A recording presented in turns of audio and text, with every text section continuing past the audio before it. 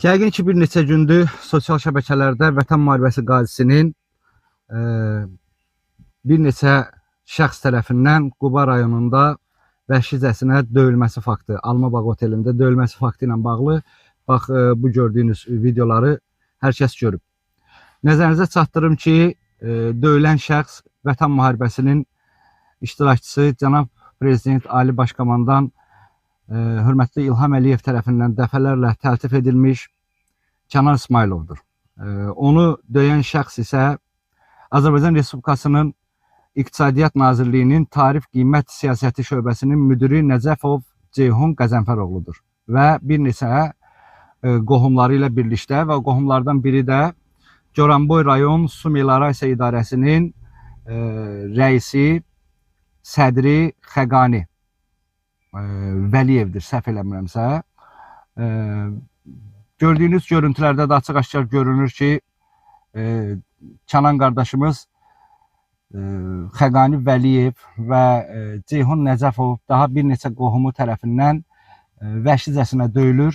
Onlar səsin, oteldə səs olmasını bəhanə gətirərək, onun musiqi səsinin olmasını bəhanə gətirərək onun qapısını açırlar, qapısını döyürlər. Döydükdən sonra onun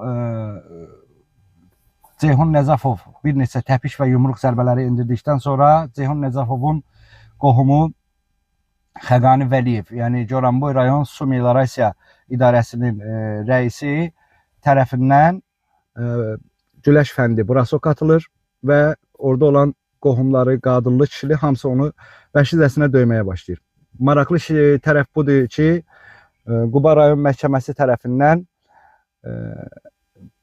Kənan İsmayılov zərər çəkmiş deyil, təqsirləndirilən şəxs qismində 127.2.3 və 221.1-ci maddələri ilə təqsirlə bilinərək hökm oxunur.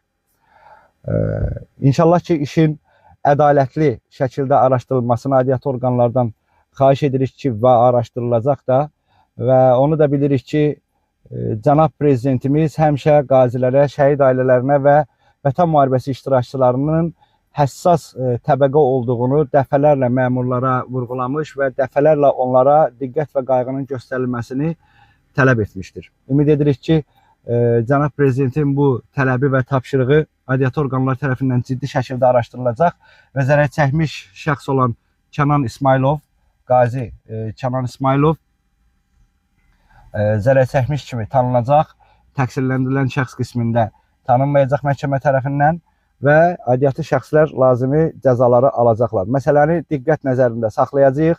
Qarşı tərəfin də